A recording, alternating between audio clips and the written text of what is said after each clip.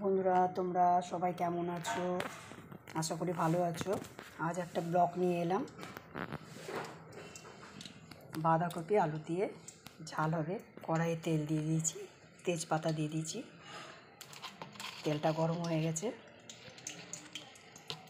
এবার একটু গোটা জিরে দিয়ে দিলাম।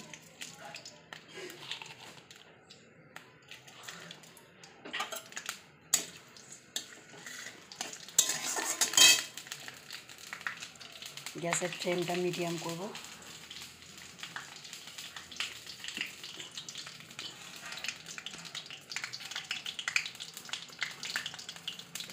এবার কাঁচা লঙ্কা দিয়ে দিলাম কটা।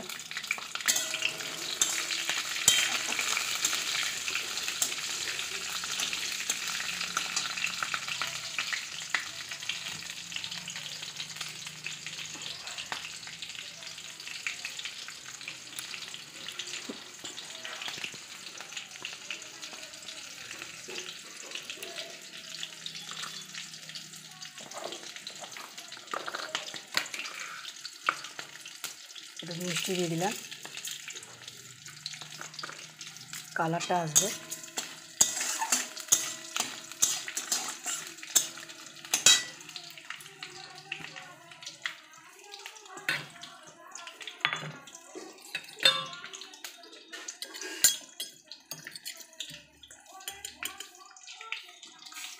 আদার পেস্ট দিয়ে দিলাম বন্ধুরা।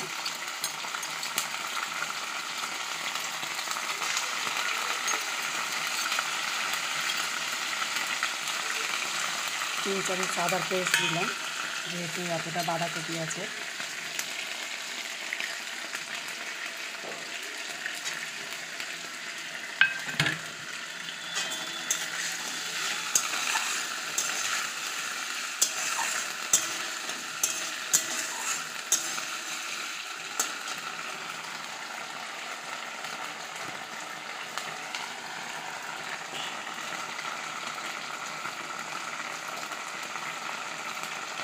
অনুসারে জিরে গুঁড়ো দিলাম, 2 চামচ জিরে গুঁড়ো।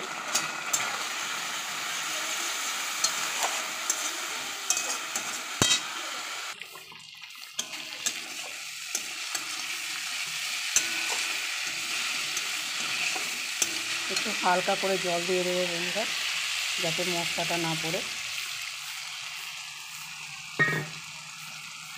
এবার পরিমাণ মতন হলুদ আমি 1 চামচই দিলাম।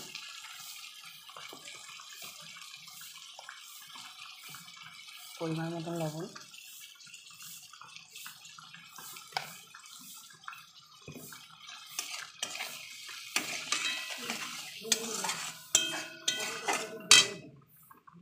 গ্যাসের ফ্লেমটা বাড়িয়ে দিলাম বন্ধুরা।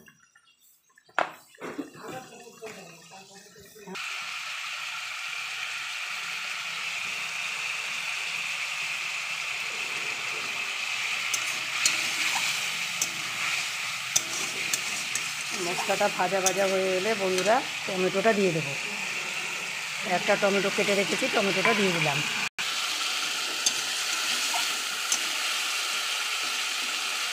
মশলাটা আমার ভাজা হয়ে গেছে বন্ধুরা।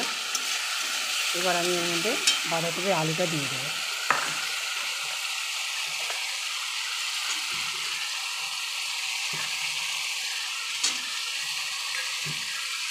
মশলার সঙ্গে একসঙ্গে ভাজা হয়ে যাবে।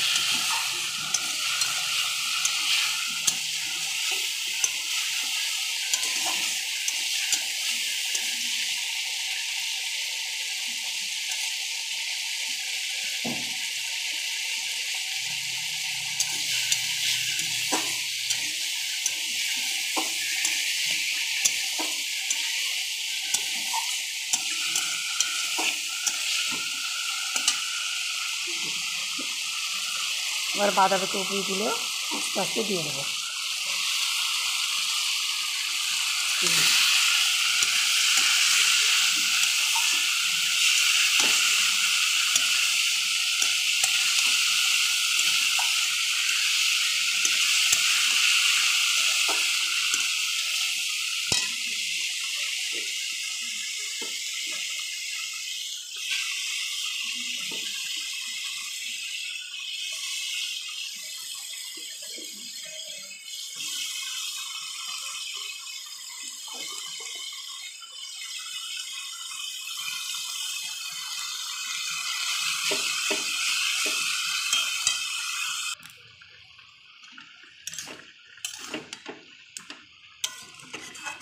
বন্ধুরা সব বাঁধাকপিগুলো দিয়ে দিয়েছি।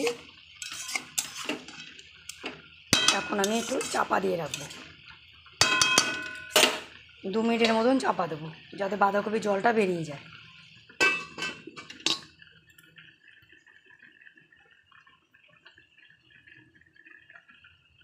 দেখি বন্ধুরা 2 মিনিট হয়ে গেছে, একটু নেড়ে দিই।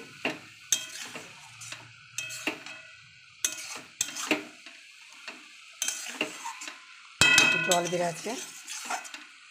গ্যাসের ফ্লেমে আমি হাই করে রেখে দিয়েছি।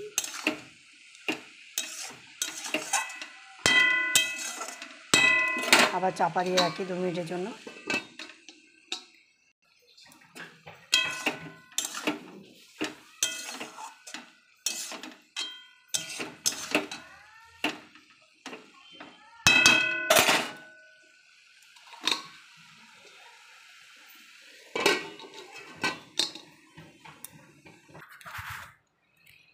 বন্ধুরা আমার বাঁধাকপি ভেজে গেছে, আর একটু হতে আছে।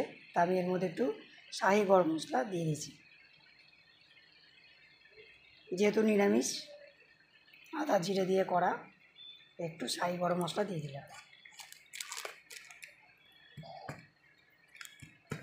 আবার নাড়িয়ে চাপা দিয়ে রাখবো।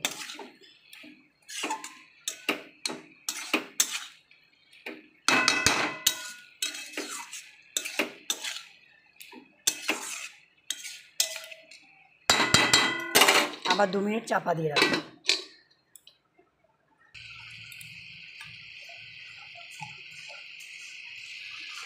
বন্ধুরা যেহেতু নিরামিষ বাঁধাকপি, তাই জন্য একটু ঘি দিয়ে দিলাম।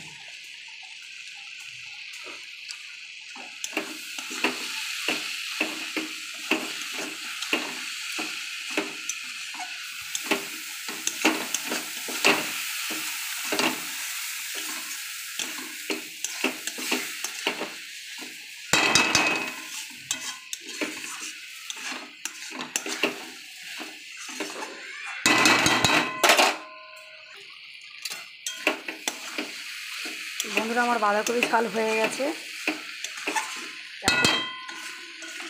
গরমকালের দিন তো বাঁধাকপি সব পাওয়া যায় না, আর যদিও পাওয়া যায় একটু কেমন জিনিস ছিবড়া ছিবড়া হয়ে থাকে। তাই আমি একটু ওই ময়দা একটু গুলে নিয়ে এর মধ্যে দিয়ে দেবো, যাতে এটা আঠালো হয়। আপনারা ময়দাও দিতে পারেন, চালের গুঁড়োও দিতে পারেন। গুলে নিয়ে দিয়ে দেবেন একটু, তাহলে দেখবেন কি সুন্দর আঠা আঠা হয়ে গেছে। এটা একটু নাড়াচাড়া করবো, করে নামিয়ে দেবো।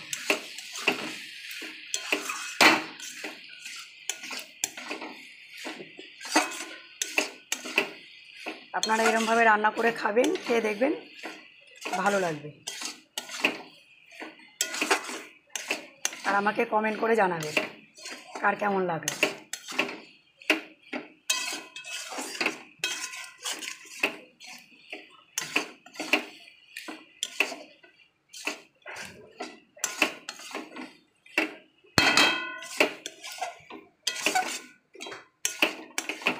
বন্ধুরা আমার বাঁধাকপি ঝালটাও হয়ে গেছে।